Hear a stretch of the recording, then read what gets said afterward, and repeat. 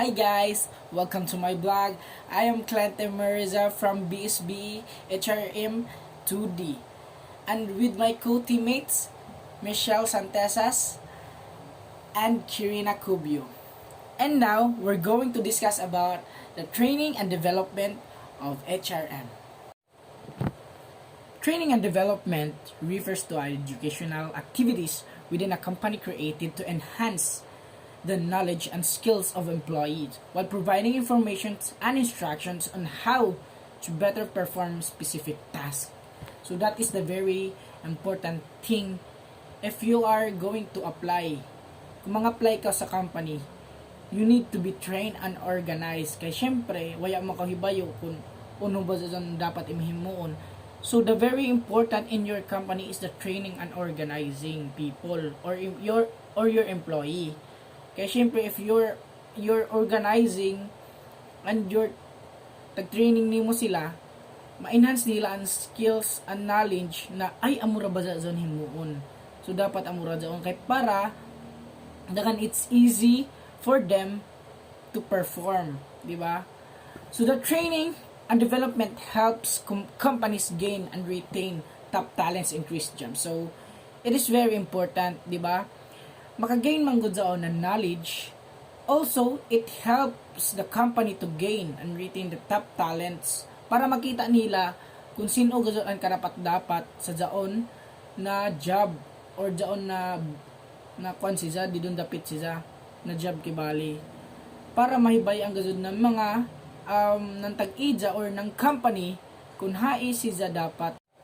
As you can see guys in the picture, training, organizing, rules, and developing. That is a thing that is very important. Importante talaga yung rules, training, organizing, and developing. Kasi pag wala yan sa company nyo, mahihirapan kayo mag-adjust. It's hard to adjust if the people na nang-apply hindi mo na organize ng tama, mahirap talaga mag-adjust. To be honest, mahirap talaga mag-adjust. Ako, since I was a child, my mom teach me how to be an employee. Kasi to be honest, mas mahirap talaga maging employee. Pero mas mahirap pag naging boss. Kasi kung naging boss ka, kailangan sa company mo may training, screening, developing of employees and rules. Syempre, may rules ka talaga na dapat mong gawin. Kasi pag walang rules, it's hard to adjust na may membro talaga na pasaway, di ba? May membro talaga na pasaway. So, kinahanglan mag-develop. So, kinahanglan develop nato ang skills ng mga tao sa ato ay ang skills ng mga membro nato or mga employee nato for to gain the company success. Kasi pag wala yan, guys, mahirap talaga. Mahirap na mahirap. Why should kaya nga nag-study ako ng HRM kasi para malaman ko kung gaano talaga kahirap mag-organize, mag-training, gumawa ng rules, ganyan. Kasi kung ako guys, nag-iisip na talaga ako ng panibagong company. Kasi ganyan talaga yung mindset ko nung maliit pa ako negosyo. Kasi may negosyo naman kami. So ako, kaya nag-switch ako ng HRM para malaman ko talaga kung paano gumawa ng training, developing the members, and organizing the members, and making the rules. Para talaga pantay-pantay, para kumbaga pantay-pantay tayo, walang lamangan, walang boss, walang ganyan. Dapat pantay-pantay lang. Kumbaga, yung boss, siya lang yung naglilid sa mga tao na dapat ganyan yung gagawin. Hindi yung mayabang ka, yung ganyan. Kaya nga, pumasok ako dito sa HRM para matuto ako kung paano gumawa ng rules, regulations, ganyan, developing the employee so that I can be success one day in my company. So that's all. Thank you. And the next reporter is Miss Jane Santesas. Systematic approach to training. Training is moving its focus to teaching employees specific skills to a broader focus of creating knowledge. Training is used to gain a competitive advantage and viewed broadly as to create an intellectual capital. The development of intellectual capital includes the following. First, basic skill. Skills needed to perform one's job effectively. Second is advanced skill. The use of the technology to share with other employees. And the last one is understanding of the customer needs. The global market is quality competitive. One of the key characteristics of training systems that contribute to competitiveness is that they are designed according to the instructional design process. It refers to the systematic approach for the development of training programs. The following steps are integral instructional processes. Number one, conducting needs assessment. Conducting needs assessments are organizational analysis, person analysis, and task analysis. Number two, ensuring employees' readiness for training are attitude and motivation, and the last one is basic skills. Number three, creating the learning environment. These are the creating learning environment. A. Identification of training objectives and training outcome. B. Meaningful materials. Letter C. Practice. D. Feedbacks. E. Observation of others. And letter F. Administering and coordinating programs. Number 4. Ensuring transfer of training. Ensuring transfer of training are self-management strategies and peer and manager support. Number 5. Selecting training methods. Selecting training methods are presentational methods, hands-on methods, and group methods. Number 6. Evaluating training programs. A. Identification of training outcome and evaluation designs. And the last one is cost-benefit analysis. The success of any training program can be gauged by the amount of learning that occurred and is transferred to the job. Training and learning will take place through the informal work groups whether an organization has a coordinated effort or not, because employees learn from other employees. While this may be true to a certain extent, a well-designed training program can give better results because what may be learned may not be the best for the organization. Number 1. Assessment piece. Letter A. Organizational analysis. The specific source of information and operational measures or an organization level needs analysis, which includes the following: grievances, accident record, observation, exit interview, customers' complaints, equipment utilization and breakdown, material wastage, scraps, and quality control data. And the last one is training committee observation and need assessment data. Letter B. Task analysis. To the job description and job specification provide information on the performance expected and the skills necessary for employees to accomplish the required work. Letter C. Individual analysis. The use of performance appraisal data in making this individual analysis is the most common approach. A performance review reveals the employee's inadequacy to perform certain types of tasks, and this will reveal that necessary training is needed to correct the weaknesses. Number 2. Employees' readiness for training. The following factors influence the motivation to learn. Letter A. Self-efficacy.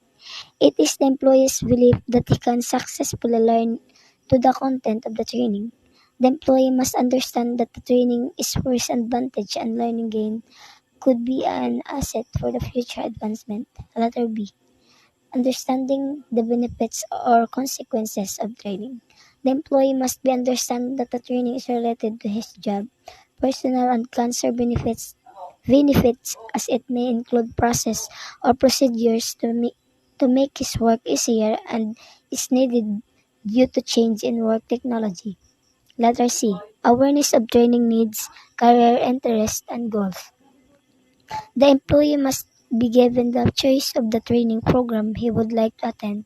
This should be related to his needs, career interests, and personal goals in the organization as discussed with his immediate superior. D. Basic skills. This refers to the degree of the employee's desire to learn the cognitive ability, learning and writing skills, and other technology changes necessary in the work environment. Number 3. The learning environment. Learning involves a permanent change in behavior for employees to acquire knowledge and skills in the training program and apply the information in their job. The training program needs include specific learning principles. Letter A. Employees needs to know why they should learn. Letter B. Employees need to use their own experiences as basis for learning. Letter C. Employees need to have the opportunity to practice. Letter D. Employees need feedback. Letter E. Employees learn by observing and interacting with others. And the last one is employees need training programs to be properly coordinated and arranged. And the last part is Kirina Kobyo. Let's hear his discussion. Analyze training needs. The need for training is usually indicated in the following intents. Number 1. When required skills is not possessed by anyone in the workforce. 2. When an employee's performance is below started but he has the potential to improve the productivity. 3. When morale of production is low. 4.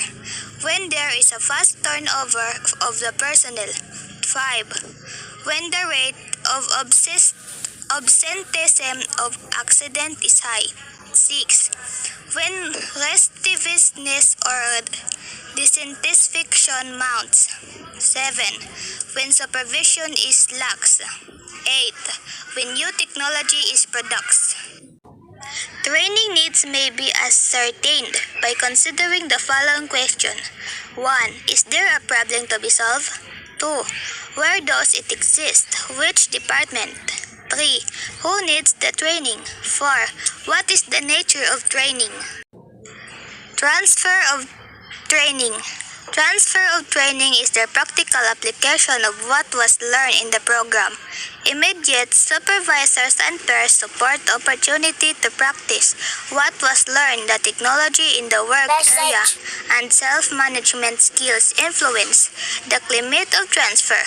The environment is the laboratory for the transfer learning. Selecting the training methods. A. Presentation method is the passive receipt of information that includes the traditional instruction, distance, learning, and audiovisual techniques. They are ideal for presenting new fact, information, different philosophies, and alternative solutions or processes. B. Hands-on training. This refers to the training method that require on-the-job training, simulation, business games, case studies, behavior modeling, interacting videos, and web-based training. C. Group building methods. It helps trainees share ideas and experiences, build group or team, identify, understand and dynamics of interpersonal relationship and get to know their own strengths and weaknesses and those of their co-workers. Evaluating the training program. Evaluation of training compares to the post-training result to the objectives expected by the management, trainers, and the trainees. Training is often done without any thought of measuring. Evaluating and seeing how well it works after training is both time-consuming and costly, and therefore evaluation must be done. One way to evaluate training is to examine the costs associated with the training and the benefits received through cost-benefits analysis. The best way is to measure the value of the output before and after the training in increase represent the benefits resulting from training. A. Learning. B. Behavior. C. Result. Criteria for evaluation of training. Training effectiveness should be assessed on the basis of solid grounds. Sometimes trainers and managers rely on special employee reaction. If training applied the resource person to lecture or demonstrate, it is a success. Training programs are usually evaluated on the basis of their intended objective. 5 steps to meaningful evaluation. 1. Determine what to measure. 2. Establish the baseline. 3. Isolate variables. 4. Measure attitudes. 5. Measure performance. Human Resources Development. Development refers to formal education, job experiences, relationship, and assessment of personality and abilities that employees prepare for the future development can be true of us that growing capabilities that go beyond those required by the current job. It represents the employee's ability to handle variety of So thank you guys for watching and listening. We're the Group 5 presenting you the developing, organizing, and training about on how to become a future HR. Thank you guys.